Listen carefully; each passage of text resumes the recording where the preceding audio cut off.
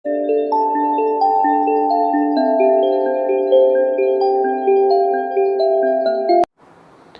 Morning વિદ્યાર્થી મિત્રો.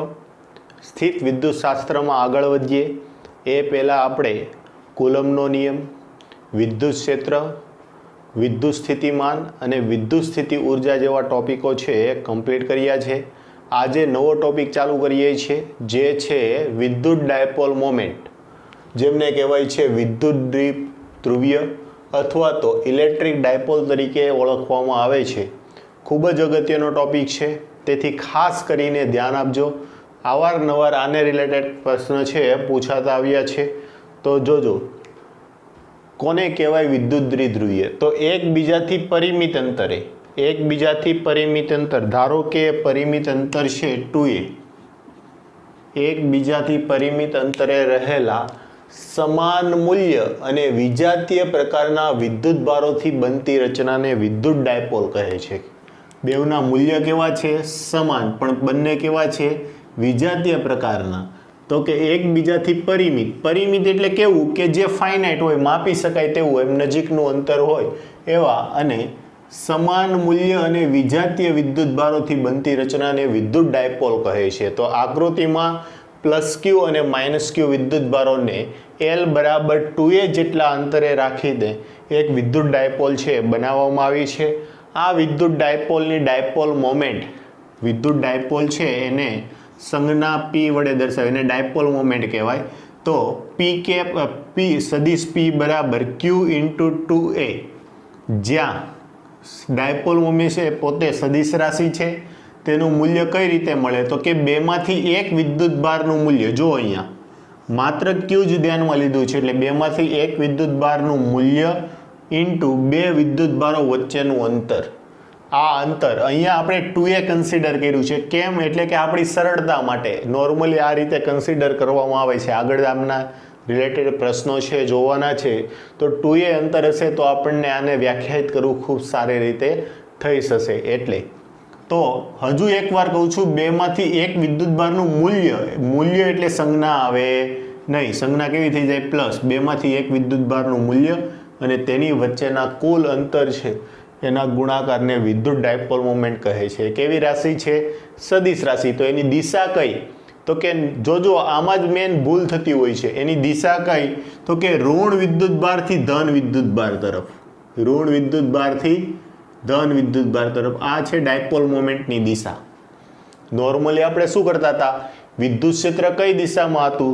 તો કે વિદ્યુત ક્ષેત્ર છે ધન વિદ્યુત ભારથી ઋણ વિદ્યુત ભાર તરફ, પરંતુ ડાયપોલ મોમેન્ટ છે વિદ્યુત ક્ષેત્રની વિરુદ્ધ દિશામાં હોય, એટલે કે ઋણથી ધન તરફ. ઓકે, વિદ્યુત ડાયપોલ મોમેન્ટ સદિશ રાશિ છે. હવે નવી રાશિ આવી તો એનો SI એકમ આપવો પડે. તો વિદ્યુત ભારનો એકમ શું આવશે? કુલમ. વિદ્યુત ભારનો એકમ શું? કુલમ. અને 2a શું છે? તો કે અંતર શેમાં મપાય? તો કે મીટરમાં. તો SI એકમ આવી ગયો કુલમ ઇન્ટુ મીટર.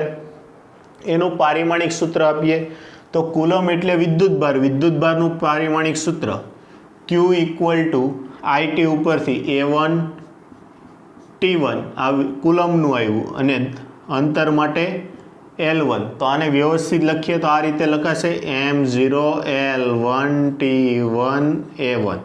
આ શું આવી ગયું? ડાયપોલ મોમેન્ટનું પારિમાણિક સૂત્ર. તેની દિશા -q થી +q તરફની હોય છે. ઘણા અણુઓ એવા છે જે ડાયપોલ મોમેન્ટ ધરાવે છે. ઉદાહરણ તરીકે HCl. તો H+ અને Cl- આ એક પોતાની ડાયપોલ મોમેન્ટ ધરાવે છે. તેવી જ રીતે વાત કરીએ પાણીનો અણુ H2O, એ પણ H+ અને O- બે H+ આયન હશે અને O-2 આયન જોડાઈને એક H2O અણુઓ બનાવે છે. તેવી જ રીતે CS+ અને Cl- પણ જોડાઈને આ લોકો છે કાયમી, આ અણુઓ છે એ કાયમી ડાયપોલ મોમેન્ટ અથવા તો પરમેનન્ટ અથવા તો રેન્ડમ ડાયપોલ મોમેન્ટ છે એ ધરાવતા હોય છે. આ થઈ વિદ્યુત ડાયપોલની વાત. હવે કરીએ બિંદુવત ડાયપોલ. બિંદુવત ડાયપોલ કોને કહેવાય? તો જો આ જે અંતર છે, અંતર 2a → 0 ના લક્ષમાં લેવાતી ડાયપોલને બિંદુવત ડાયપોલ કહેવાય. આ પણ એક યાદ રાખજો, શોર્ટ ક્વેશ્ચન પૂછાતા બંધ થઈ ગયા, નકર આ પ્રશ્ન છે હોટ ફેવરિટ હતો. બિંદુવત ડાયપોલ કોને કહેવાય? તો કે અંતર 2a ટેન્સ ટુ 0ના લક્ષમાં લેવાતી ડાયપોલને બિંદુવર ડાયપોલ કહે છે. એટલે કે આ અંતર બને એટલું કેવું હોવું જોઈએ 0ની નજીક, તેવી ડાયપોલને બિંદુવર ડાયપોલ છે એ કહે છે. તો તમને ડાયપોલ છે કોને કહેવાય? તો કોને કહેવાશે? બેમાંથી એક વિદ્યુતભારનું મૂલ્ય ગુણ્યા બે વિદ્યુતભારો વચ્ચેનું અંતર, તેની દિશા ઋણથી ધન તરફ હોય. ઓકે, અને એ કેવી રાશિ છે? સદિશ રાશિ. તો આટલો ખ્યાલ આવી ગયો હોય તો હવે એને આધારિત દાખલાઓ જોઈએ. જોજો, આપેલા વિદ્યુતભાર તંત્રો આપેલા છે, એમની વિદ્યુત ડાયપોલ મોમેન્ટ ગણવાની છે. અહીંયા તો ધન અને ઋણ વિદ્યુતભાર હોય તો ડાયપોલ મોમેન્ટ છે આપણે સરળતાથી મેળવી શકીએ. પરંતુ જો અહીંયા આ ધન વિદ્યુતભાર છે, અહીંયા -2q વિદ્યુતભાર છે, અહીંયા +q વિદ્યુતભાર છે. તો આપણે તો એવું જોયું હતું કે સમાન મૂલ્ય અને વિજાતીય પ્રકારના હોવા જોઈએ, તો આમાં સમાન મૂલ્ય નથી. તો આના માટે આપણે એવું કન્સિડર કરી શકીએ કે અહીંયા -2q વિદ્યુતભાર છે એ -q નો બનેલો છે. તો એક -q અને એક +q એક ડાયપોલ મોમેન્ટ બનાવશે, તેવી જ રીતે એક -q અને +q બીજી ડાયપોલ મોમેન્ટ બનાવશે.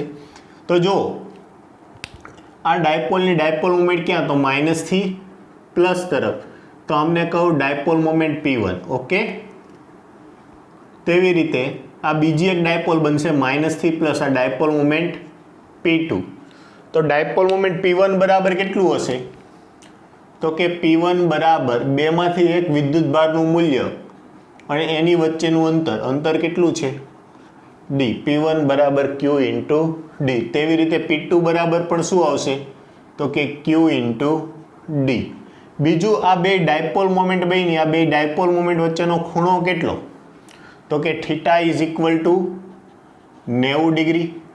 Okay, 90 degree. તો પરિણામી ડાયપોલ મોમેન્ટ P નેટ બરાબર સદિશ રાશિ હોવાથી કોસાઇન સૂત્ર વાપરતા તો કે P1 square plus P2 square plus 2P1 P2 cos 90 degree. સમજાય છે? P1 તો આમ જો P1 કયો P2 કયો બે એક સરખા જ છે, તો અહીંયા હું લખી નાખું P1 બરાબર P2 બરાબર P. ઓકે, તો અહીંયા શું થશે?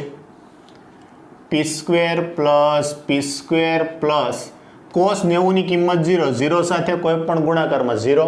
તો આ કેટલું આવી ગયું? તો કે 2 વખત √P² વર્ગમૂળમાંથી બહાર કાઢો તો P ઇન્ટુ √2 એટલે કે √2 અને P ની વેલ્યુ કેટલી આવશે? Q into D. તો આ નેટ ડાયપોલ મોમેન્ટ છે મળી ગઈ. સમજાય છે? નેટ ડાયપોલ મોમેન્ટ કઈ રીતે મળી? તો √2Q ઇન્ટુ D. આ બેવની વચ્ચે એક્ઝેક્ટ 45 ડિગ્રીના ખૂણે છે આવતી હશે P√2. પરિણામી ડાયપોલ મોમેન્ટ આ રીતે મળે ને, આ દિશામાં આ રીતે. સમાંતર બાજુ ચતુષ્કોણનો નિયમ છે એ ઉપયોગ કરીને તમે મેળવી શકો. ચાલો આગળ વધીએ. ધારો કે આ રીતે ગોઠવાયેલું હોય વિદ્યુતભાર તંત્ર, તો ફરી પાછું આના બે ટુકડા પાડો તો વિદ્યુત ડાયપોલ મોમેન્ટની દિશા કઈ? તો કે ઋણ વિદ્યુતભારથી ધન તરફ. તો ઋણથી ધન એટલે એક ડાયપોલ મોમેન્ટ P1 છે આ દિશામાં આવી, તેવી રીતે ઋણ અને ધન તો આ ડાયપોલ મોમેન્ટ આ દિશામાં આવી. તો બંને ડાયપોલ મોમેન્ટ જો અંતર કેટલા છે? અહીંયા 2a વાપર્યું હતું, અહીંયા D છે, તો આની ડાયપોલ મોમેન્ટ કેટલી આવી? તો કે P1 બરાબર Q ઇન્ટુ D, P2 બરાબર Q into D. In short આપણે એવન કહીએ કે P1 બરાબર P2 બરાબર P. ઓકે, અને P બરાબર Q હશે Q ઇન્ટુ D. તો એક ડાયપોલ મોમેન્ટ સદિશ રાશિ છે, એક છે આ દિશામાં, એક છે આ દિશામાં, સમાન મૂલ્ય, દિશા પરસ્પર વિરુદ્ધ. તો પરિણામી ડાયપોલ મોમેન્ટ કેટલી થઈ જવાની છે? 0.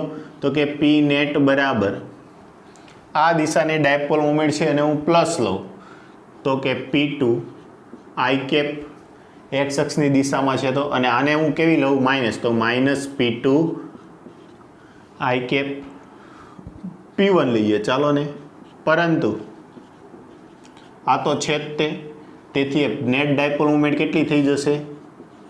0.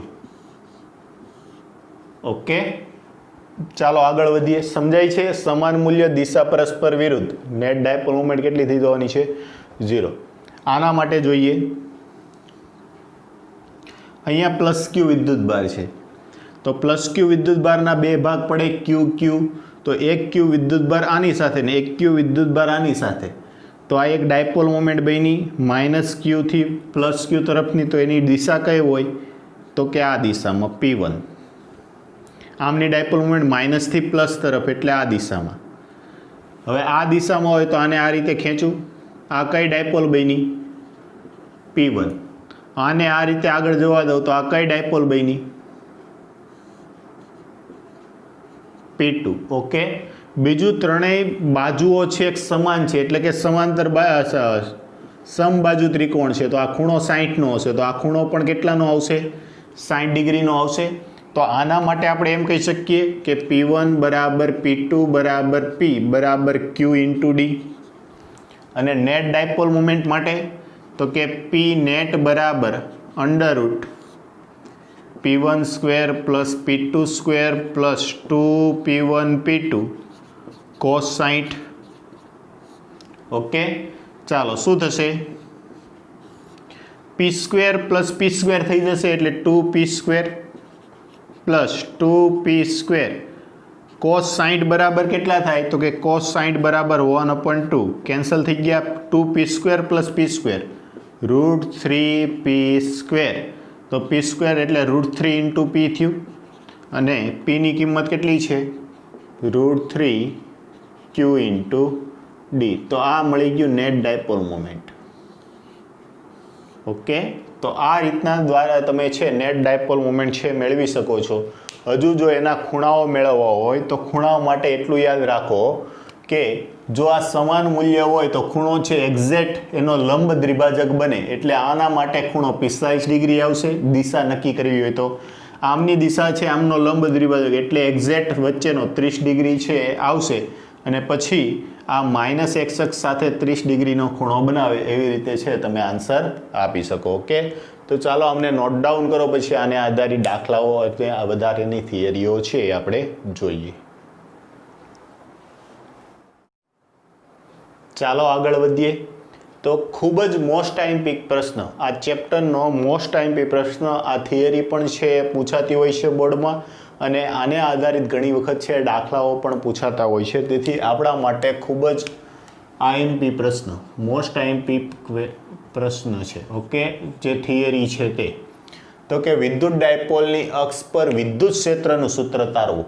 ફરી એકવાર વિદ્યુત ડાયપોલની અક્ષ પર વિદ્યુત ક્ષેત્રનું સૂત્ર તારવો. તો કે વિદ્યુત ડાયપોલની અક્ષ કોને કહેવાય તો કે બે વિદ્યુત ભાર છે, આ બે વિદ્યુત ભારને જોડતી જે અક્ષ છે, આ રેખા છે એની અક્ષ કહેવાય. વિદ્યુત ડાયપોલના બે વિદ્યુત ભારોને જોડતી રેખાને વિદ્યુત ડાયપોલની અક્ષ કહે છે. ઓકે, હવે આપણે આ અક્ષ પર આવેલા એના કેન્દ્રથી વિદ્યુત ડાયપોલનું કેન્દ્ર એટલે ટોટલ અંતર 2a હતું, મેં તમને કીધું હતું ખ્યાલ આવી જશે. આ ટોટલ અંતર 2a હતું. હવે આ કેટલું થઈ ગયું a, તો આ એકદમ એનું કેન્દ્ર થઈ ગયું. આપણે એમ પણ ગણી શકીએ કે યામાક્ષોનું ઉદ્ગમ બિંદુ O, એમાંથી ત્યાંથી z અંતરે આવેલા કોઈ બિંદુ P પાસે આપણે વિદ્યુત ક્ષેત્ર મેળવવું છે. તો વિદ્યુત ક્ષેત્ર માટે શું કરીએ તો કે ધન વિદ્યુત ભારને કારણે P બિંદુ પાસે વિદ્યુત ક્ષેત્ર મેળવીએ અને ત્યારબાદ ઋણ વિદ્યુત ભારને કારણે P બિંદુ પાસે વિદ્યુત ક્ષેત્ર મેળવીએ. જો બંને એક જ દિશામાં હશે તો એનો સદિશ સરવાળો કરી નાખશું અને જો એ વિરુદ્ધ દિશામાં એટલે કે અલગ અલગ દિશામાં હશે તો એના ઘટકો પાડીને એનો સરવાળો કરીશું. તો જોઈએ આપણે આ મુદ્દો છે હું બોલ્યો એ અહીંયા લખેલો છે. તો જો આ ધન વિદ્યુત ભારને કારણે આ P બિંદુનું અંતર કેટલું તો કે આખું z છે, આટલું a છે. તો z માંથી a બાદ કરો તો આટલું અંતર આવી જાય એટલે આ અંતર આવ્યું z માઇનસ a. તેવી રીતે આ વિદ્યુત ભારથી આ અંતર કેટલું તો કે આટલું z છે અને આટલું નીચેનો ભાગ a છે, તો ટોટલ કેટલું થઈ ગયું z પ્લસ a. ઓકે, બીજું ખાસ ધ્યાન આપો કે ધન વિદ્યુત ભાર છે ને એનાથી કોઈ z અંતરે તમે P બિંદુ લેજો, ઋણ વિદ્યુત ભારથી લેશો તો તમારો જવાબ છે બદલાઈ જશે. એટલા માટે ખાસ કહું છું આપણે ટેક્સ્ટ બુક પ્રમાણે જઈએ. ધન વિદ્યુત ભાર તરફ એના કેન્દ્રથી z અંતરે આવેલા જે આ ડાયપોલ છે એના મધ્ય બિંદુથી z અંતરે આવેલા P બિંદુ પાસે વિદ્યુત ક્ષેત્ર છે મેળવવું છે. તો આના માટે ધન વિદ્યુત ભારને કારણે P બિંદુ પાસે વિદ્યુત ક્ષેત્ર એને હું E પ્લસ કહું તો E પ્લસ બરાબર કેટલું તો કે કે ક્યુ અપોન આર સ્ક્વેર. વિદ્યુત ક્ષેત્રનું સૂત્ર શું કે ક્યુ અપોન આર સ્ક્વેર, તો કે વિદ્યુત ભાર ક્યુ અપોન આર સ્ક્વેર. આર બરાબર શું છે તો કે ઝેડ માઇનસ એનો સ્ક્વેર. ઓકે, તેવી રીતે ઋણ વિદ્યુત ભારને કારણે વિદ્યુત ક્ષેત્ર E માઇનસ બરાબર કે ક્યુ અપોન અંતર કેટલું આવશે ઝેડ પ્લસ એ હોલ સ્ક્વેર. જો યાદ રાખજો, બળ અને વિદ્યુત ક્ષેત્ર બે રાશિઓ એવી હતી કે જ્યાં આપણે વિદ્યુત ભારના મૂલ્ય લેતા હતા. શું લેતા હતા? મૂલ્ય. એટલે માઇનસ સાઇન મૂકવાની આવતી નથી. હવે જોઈએ, જો આ ધન વિદ્યુત ભારને કારણે P બિંદુ પાસે વિદ્યુત ક્ષેત્ર કઈ દિશામાં? બહાર તરફ જતી દિશામાં. ઓકે, કઈ દિશામાં? બહાર તરફ જતી દિશામાં આવ્યું E પ્લસ. તેવી જ રીતે ઋણ વિદ્યુત ભારને કારણે વિદ્યુત ક્ષેત્ર કઈ દિશામાં? તો કે અંદર આવતી દિશામાં આ આવ્યું E માઇનસ. તો આ બંને વિદ્યુત ક્ષેત્રો પરસ્પર વિરુદ્ધ દિશામાં છે. તો પરિણામી વિદ્યુત ક્ષેત્ર કેટલું? તો એ જો બંને એક જ અક્ષ પર હોવાથી એના સીધા સરવાળા થશે. એક ઉપર પ્લસ ઝેડ અક્ષની દિશામાંના છે એને પ્લસ લઉં અને નીચે આવે છે એમને માઇનસ લઉં. તો P બિંદુ પાસે પરિણામી વિદ્યુત ક્ષેત્ર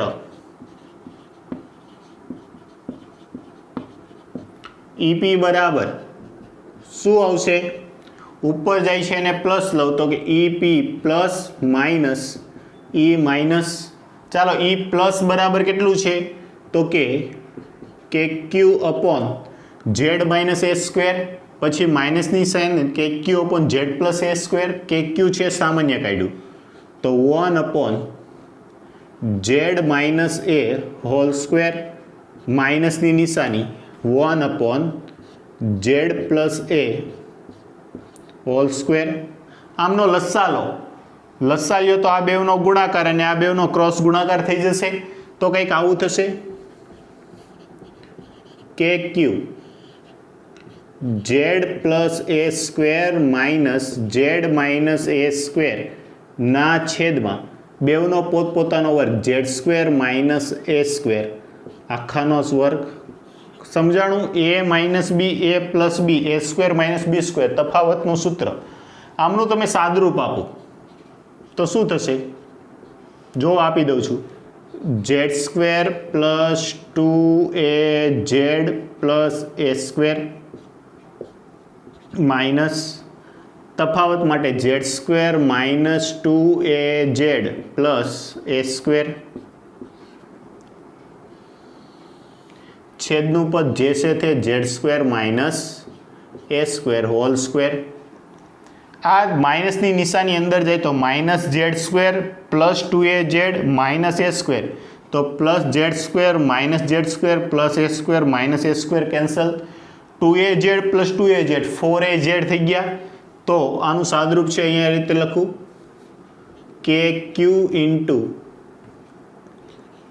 ઇન્ટુ 4AZ ના છેદમાં Z square minus A square whole square. આપણે વિદ્યુત ડાયપોલ મોમેન્ટ તો બેમાંથી એક વિદ્યુત ભારનું મૂલ્ય અને બે વચ્ચેનું અંતર A પ્લસ એ 2A છે. તો 2A ઇન્ટુ ક્યુ એટલે P થઈ જશે. તો શું થઈ જશે? જો અહીંયાથી 2 ઇન્ટુ 2 લખું તો 2A ઇન્ટુ ક્યુ એટલે P થઈ ગયું. તો 2KP ઝેડના છેદમાં Z square minus A square whole square. Okay, આ છે પરિણામી વિદ્યુત ક્ષેત્ર આવ્યું. હવે આ ફાઇનલ સૂત્ર આવી ગયું પરિણામી વિદ્યુત ક્ષેત્રનું સૂત્ર. અને આની દિશા કઈ? તો કે જો ઉપરવાળાને આપણે પ્લસ લીધું છે. બીજું ડાયપોલ મોમેન્ટ કઈ દિશામાં છે? તો કે ડાયપોલ મોમેન્ટની દિશા ઋણથી ધન તરફ. તો આ છે ડાયપોલ મોમેન્ટ Pની દિશા. ઓકે, તો આ ડાયપોલ મોમેન્ટની દિશામાં જ આવ્યું. કઈ દિશામાં આવ્યું? ડાયપોલ મોમેન્ટની દિશામાં. પરંતુ મેં તમને બિંદુવત વિદ્યુતભાર માટે કીધું હતું. તો બિંદુવત ડાયપોલ માટે Z is very very very greater than to A. તો Z ની સરખામણીમાં A ને અવગણો. ઝેડની સરખામણીમાં એને અવગણો તો શું થઈ જશે? આ એ નીકળી ગયો તો ઝેડની 4 ઘાત આવી, ઝેડની 4 ઘાત સાથે ઝેડની 1 ઘાત છે કેન્સલ થઈ જાય તો કેટલું આવશે? વિદ્યુત ક્ષેત્ર EP બરાબર 2kp upon Z cube. Okay, આ છે આપણને સૂત્ર મળી ગયું. આની દિશા કઈ આવશે? તો કે ડાયપોલ મોમેન્ટની દિશામાં એટલે પી કેપ.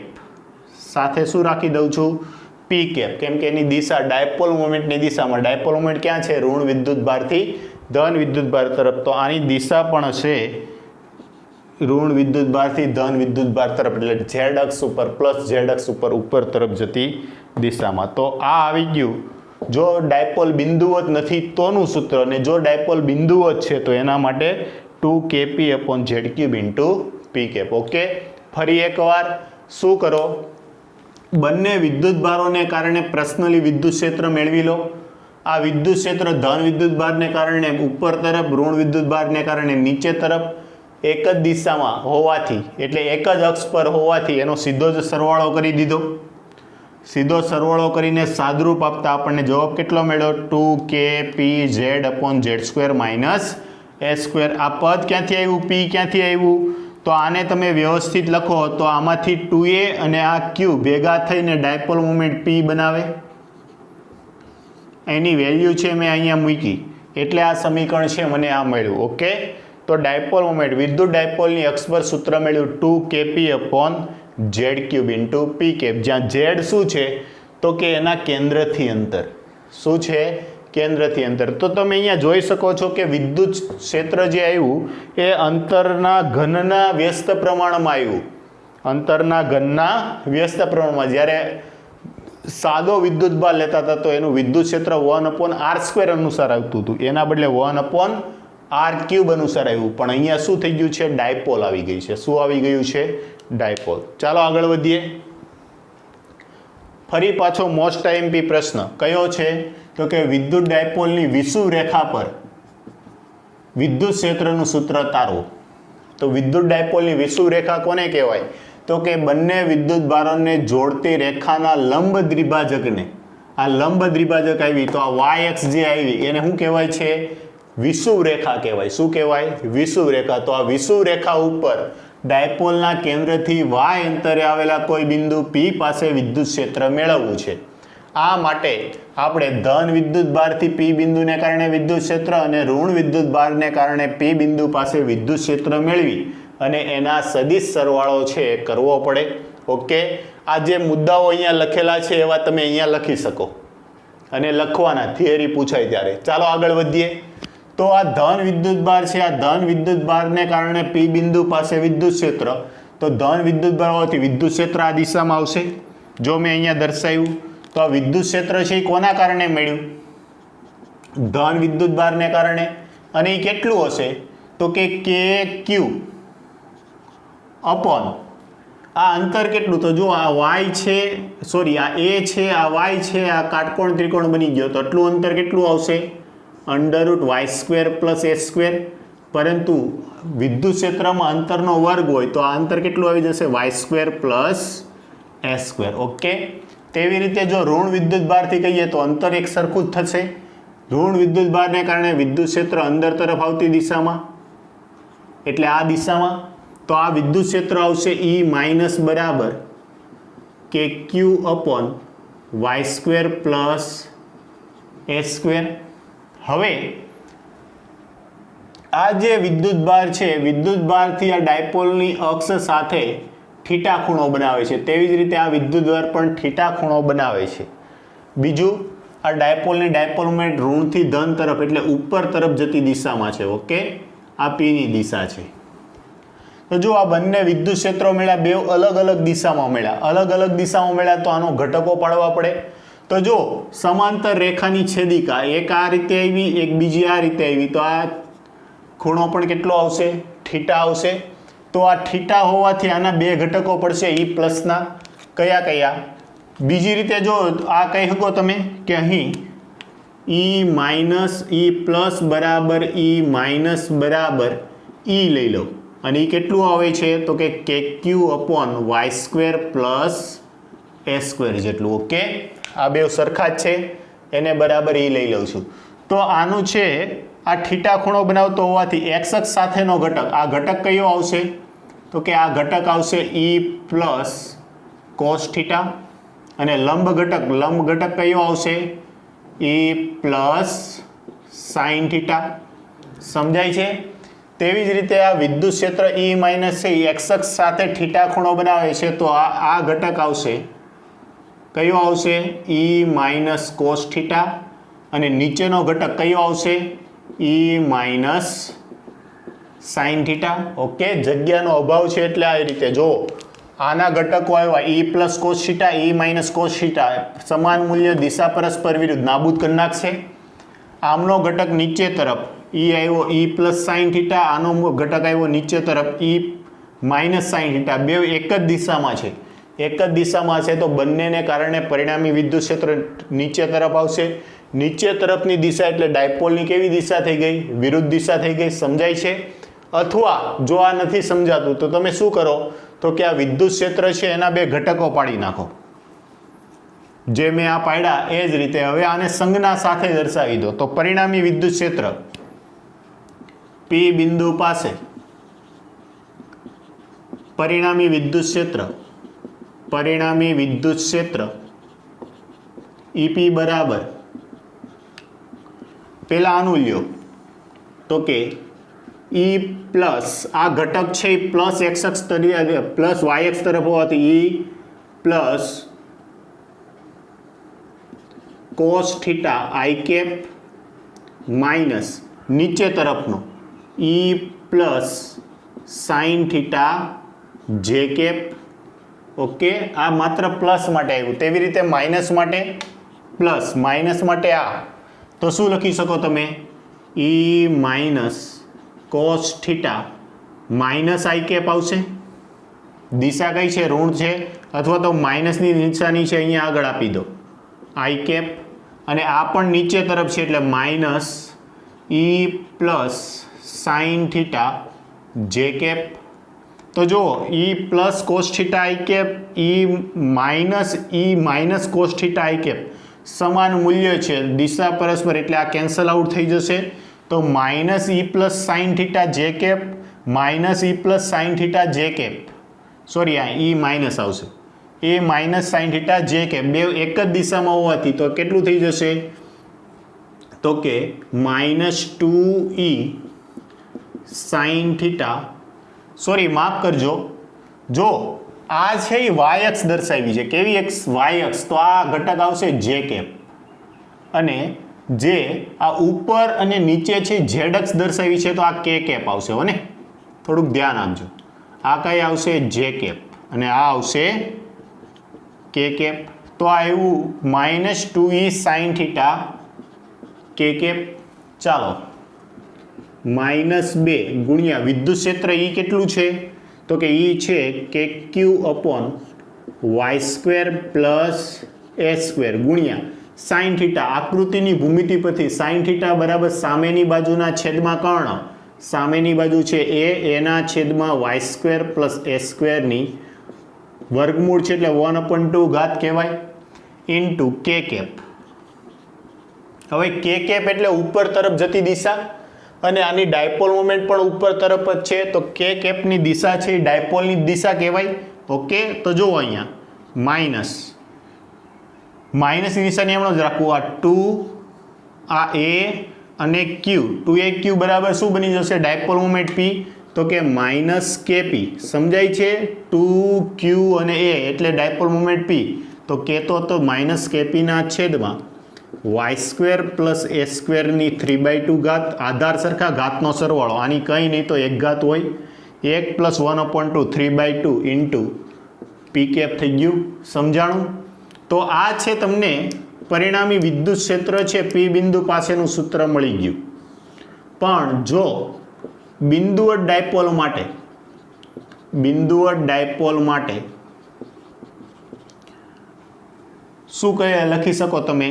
તો કે y is very very very greater than two a. તો એને ફરી પાછો છે અહીંથી અવગણો, તો શું થઈ જશે? EP બરાબર, તો કે -KP ના છેદમાં વાય સ્ક્વેરની 3/2 ઘાત, આ 2 કેન્સલ થઈ જશે એટલે શું થશે -kp/y³. તો પરિણામી વિદ્યુત ક્ષેત્ર મળી ગયું EP બરાબર -kp/y³ ઇન્ટુ પી કેપ, જ્યાં પી કેપ છે એ ડાયપોલ મોમેન્ટની દિશા દર્શાવે છે. કઈ? ડાયપોલ મોમેન્ટ ઉપર તરફ છે.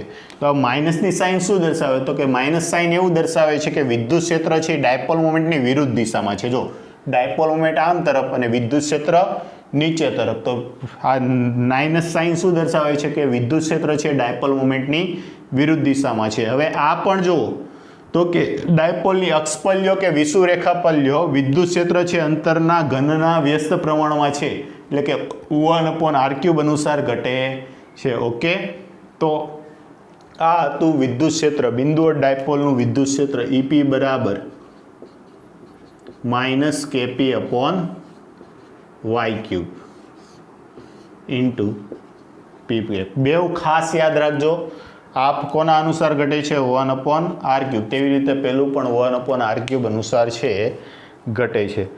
ફરી એકવાર ડાયપોલની અક્ષ પરનું વિદ્યુત ક્ષેત્ર આવે છે 2kp અપોન અંતર જે આ ઝેડ અક્ષ પરનું લીધું Z³. તેવી રીતે ડાયપોલની વિષુવરેખા પરનું આવે છે -kp/y³. અહીંયા 2 ગુણાંકમાં છે, અહીંયા નથી, બસ ફરક એટલો છે. અહીંયા માઇનસ સાઇન આવે છે અને આ માઇનસ સાઇન શું ઇન્ડિકેટ કરે છે?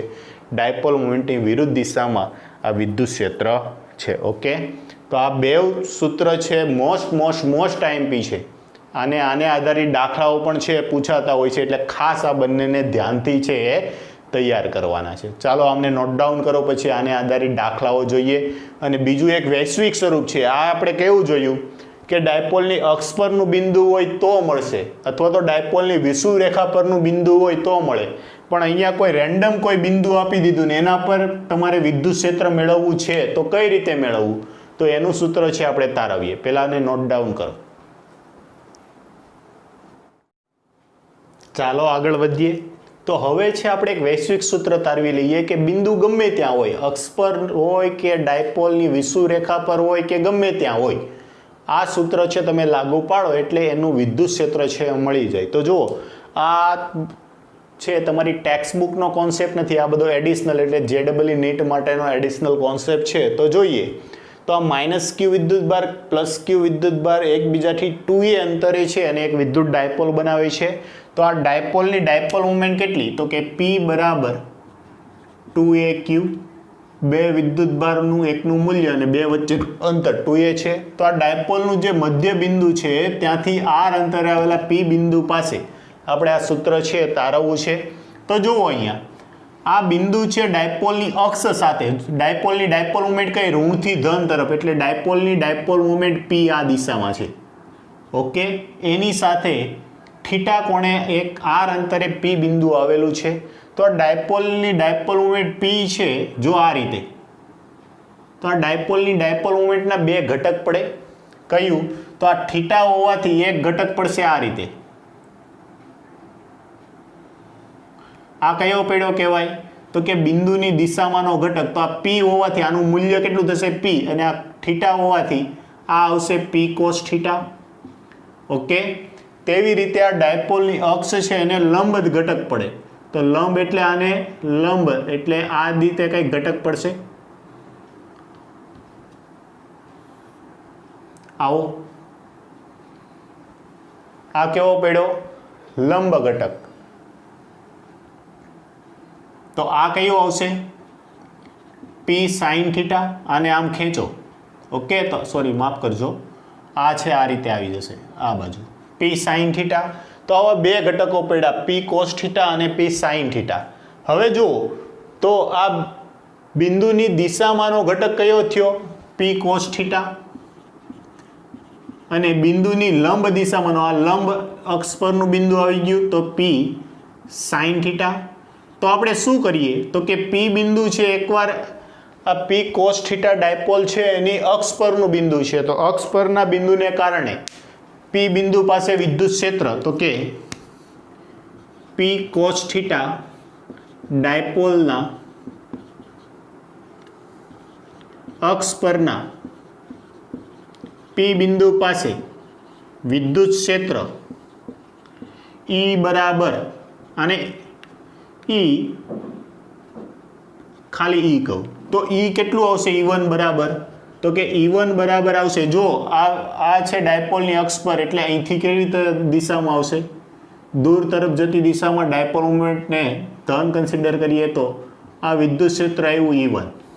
ઓકે, ચાલો તો આ કઈ E1 બરાબર, તો કે 2kp, પણ ડાયપોલ મોમેન્ટ જો P હોય તો P ને બદલે કેવું છે P cos θ અપોન અંતર r3.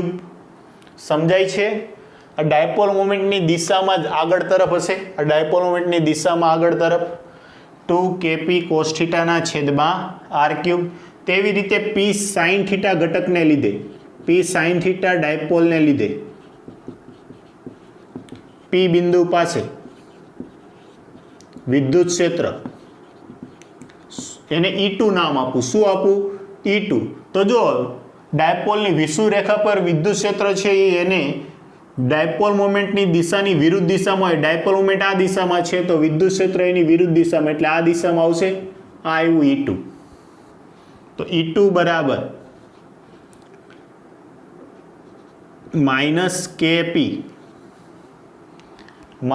-kp ડાયપોલ કઈ છે sin θ ના છેદમાં r3. અને જો આનું તમે મૂલ્ય લ્યો તો એ કેવું થઈ જવાનું છે પ્લસ. જો તમે અક્ષ પર પણ r અંતર થશે અને વિષુવ રેખા પર પણ r અંતર થશે, કોમન થઈ ગયું. ઓકે, તો પરિણામી વિદ્યુત ક્ષેત્ર સમાંતર બાજુ ચતુષ્કોણના નિયમને આધારે કંઈક આ રીતે આવશે, તો કે E નેટ બરાબર √ E1 square plus E2 square. Okay, બે એકબીજાને કેવા થઈ જશે? લંબ થઈ જશે. તો જો E1 square plus E2 square plus 2E1 E2 cos θ આવશે, પણ એ એકબીજાને કેવા થઈ જશે? લંબ. આ એક આ રીતે અને આ વિષુવ રેખા પર હોવાથી બંને એકબીજા સાથે કેવો ખૂણો બનાવશે? 90 ડિગ્રીનો. તેથી √ E1 square plus E2 square. તો ચાલો હું લખી નાખું એટલે કોઈને કન્ફ્યુઝ ના થાય. E1 E2 cos θ, જ્યાં θ બરાબર 90 ડિગ્રી. તો ચાલો E1 સ્ક્વેર એટલે વર્ગમૂળમાં 2kp cos θ ના છેદમાં r3 નો સ્ક્વેર પ્લસ kp sin θ ના છેદમાં r3 નો સ્ક્વેર. તો kp અપોન r3 છે એ સામાન્ય લઈ લ્યો અને એ બેવનો વર્ગ થઈ અને વર્ગમૂળની બહાર જશે એટલે શું આવશે? તો કે kp અપોન r3. વર્ગમૂળમાં શું વધ્યું? 2 નો વર્ગ 4 cos square θ plus sin square θ. આ 4 cos સ્ક્વેર θ છે એને આ રીતે લખાય kp upon r3 √ 3 cos square θ plus cos square θ plus sin square θ. આ બરાબર કેટલા થઈ જશે? 1.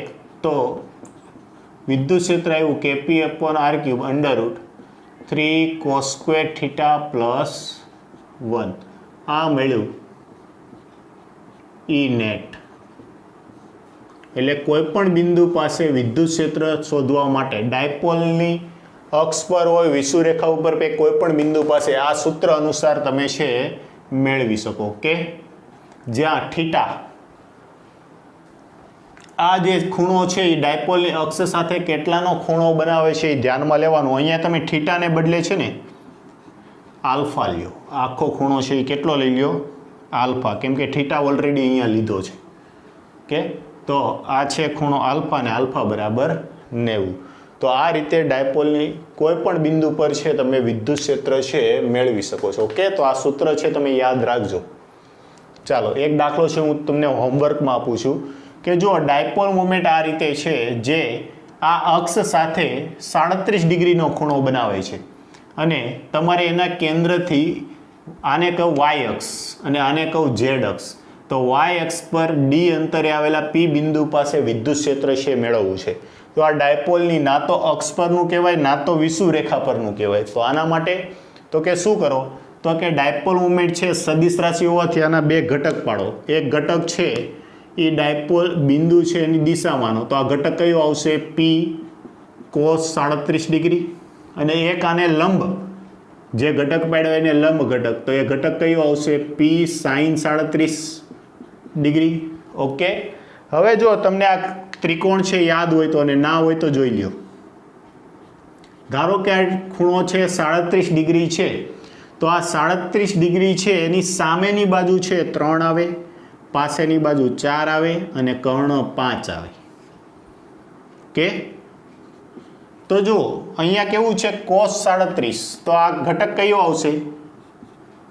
પી cos 37 ડિગ્રી બરાબર પી cos 37 એટલે પાસેની બાજુના છેદમાં કર્ણ, 4 ના છેદમાં 4, તો આ જવાબ આવ્યો 4p/5. તેવી જ રીતે p sin θ બરાબર આ કયો ઘટક આવશે? તો કે sin θ એટલે સામેની બાજુ, તો કે 3p/5. પછી આ બેવના મૂલ્ય જો તમને મળી ગયા તો આ એનાથી કેટલા અંતરે છે? d અંતરે. એક અક્ષ પરનું બિંદુ છે, એક એની વિષુવરેખા પરનું બિંદુ છે. સાદુરૂપ આપી દેજો, પરિણામી વિદ્યુત ક્ષેત્ર છે કંઈક આ રીતે મેળવી લેજો. ઓકે, તો એ રીતે કરીને તમે છે અહીંયા મેળવી શકો છો. તો ખાસ આમને નોટ ડાઉન કરજો, અથવા તો વૈશ્વિક સૂત્ર જે આપણે વાપર્યું kp/d³ વર્ગમૂળમાં 3 કોસ, ખૂણો કેટલો છે? 37. કોસ 37 બરાબર કેટલા? કોસ 37 બરાબર ખાલી કોસ 37 બરાબર 4/5, 4/5 વર્ગ +1. તો જો આમાં તમે કિંમત મૂકશો ને તો 4 વર્ગ 16, 16/25 +1 એટલું થઈ જશે. અને 16 તેરી 48 ને 49/25 જેવું છે થશે. એટલે આને છે તમે સોલ્વ કરજો અને જે પણ આવે છે જવાબ એમને નોટ ડાઉન કરજો. તો આજનો લેક્ચર છે અહીંયા સુધી જ રાખીએ. ખાસ તમારે તૈયારી કરવાની છે. બીજું કે કાલની જે મેજર ટેસ્ટ છે એના માટે પણ બધાને બેસ્ટ ઓફ લક. ખૂબ જ સારી રીતે તૈયારી કરી અને તમારી એક્ઝામ છે ખૂબ સારી એવી જાય એવી શુભકામના સાથે હું વિરમું છું.